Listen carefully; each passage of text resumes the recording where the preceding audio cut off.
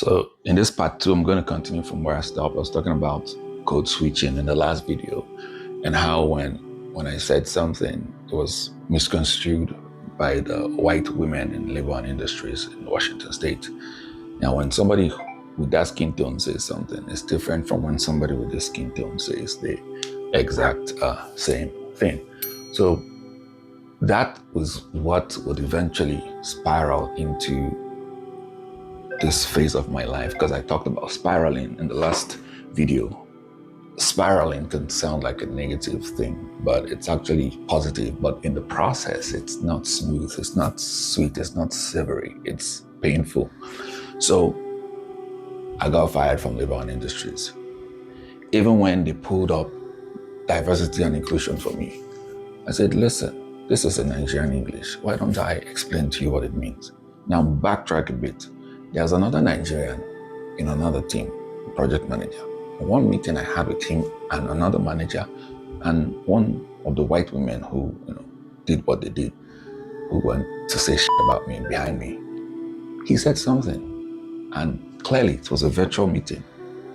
They didn't get it, they missed it. So he said, oh, Onyi is Nigerian. He knows what I'm saying. Then I took it upon myself to explain to them, and they're like, oh, yeah. So that happens a lot. He said something in English. They didn't quite catch him because they're white Americans who don't care about learning the variations of other people. They think everybody must speak American. Stay with me, I'm getting somewhere. So I explained to them what he meant. Now, ladies and gentlemen, there's something called dialectal variation. Yeah, dialect. English language has different dialects. Nigerian is one of them. Yes, I used to be offended when people ask me, what do you speak in Nigeria? Nigerian is a dialect, just like American is a dialect. Australian, UK, British is a dialect. Nigerians are native English speakers, but we don't speak English like every other person. Just like Americans in the South don't speak English like Americans in the North. The same thing in Nigeria. Nigerians don't even speak the same English. We have different dialectal variations in Nigeria, and I mean the English language. So they pulled a card on me, talked about diversity. I pulled the same thing on the internet, but they were adamant. They wanted to let me go because I didn't get a chance like the project manager who said, only you can explain. Nobody was able to explain to them that I was not trying to play them, that it was actually a different thinking. Because yes, Americans can be very ignorant. White Americans can be very ignorant, especially when it's got to do with speaking English. So I got fired from labor and industries. And I was thinking, oh, maybe it's time to just work for the state and retire, But that was me trying to settle. I was trying to settle, and the universe or God, whatever it is, was like, no, bro, I'm gonna shake you up. I'm about to ruffle your feathers. You will feel the pain. I hope you stay till the end. No, I didn't hear those words. Now I'm just saying them. Because what if I'd given up halfway? So whatever it is you're going through, stay with me. Don't go anywhere yet. So this journey, this Chronicles to my grad research program. I got fired November 2023. I tried to get justice, wrote their internal affairs investigation, nothing. They couldn't do anything useful. Wrote to Equal Employment Opportunities, filed against them. National Human Rights Commission, nothing. Went to court. Realized that American judicial system is effed up, and there was nothing I could do. Lawyers were afraid to take on the case because, of course, it's against the state. So when I figured out what was happening, I gave up on that fight. The thing was consuming me because I knew it was unjust. But was I born to seek justice that way, or was I born to create what I want? Is the next question. So what I did eventually was start a business. paid a business coach, started a business, tried all I could, created a brand for myself, got TOECM registered as a trademark. So things are going well. Started a non-profit. Things are going well. Became a 45013, like a tax exempt. Things were going okay. I had my first client. I was teaching Scrum, enjoying my teaching. And in the course of 2024, I realized something.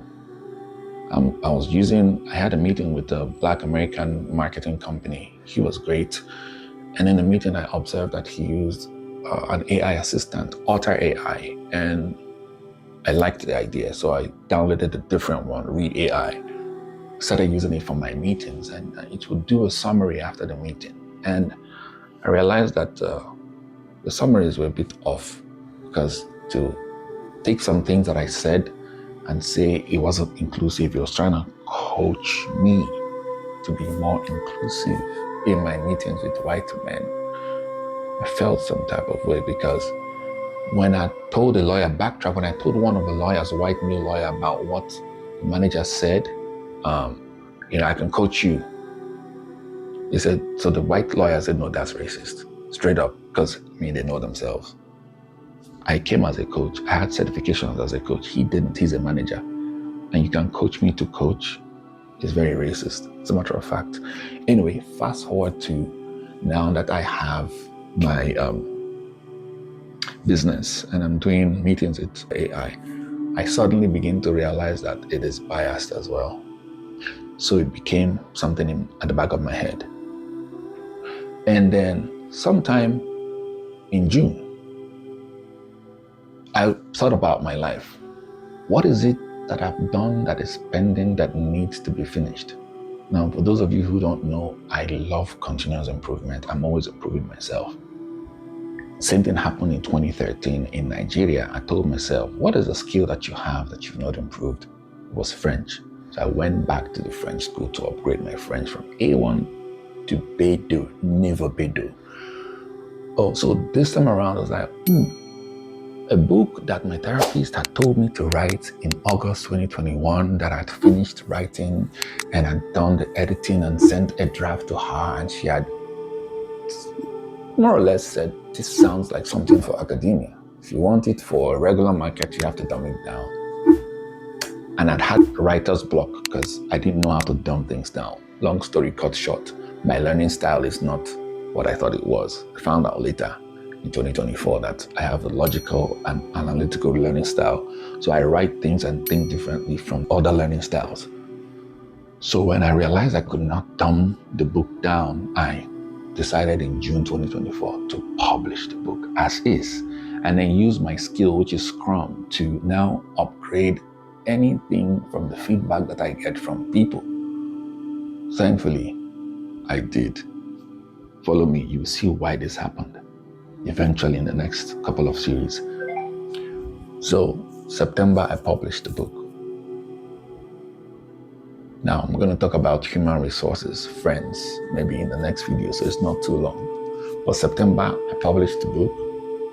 And eventually, one of the people who I'd worked with when I was in the bank in Nigeria, who was my supervisor, great guy. And when George Floyd happened, I was posting about it very passionately. He was in Korea doing his PhD at the time, so he unfriended me on Facebook, but I reached back to him and said, what happened? He told me. I was like, okay, why don't you just mute me? So I maintained the friendship, and I'm going to tell you how it played out eventually in the next video.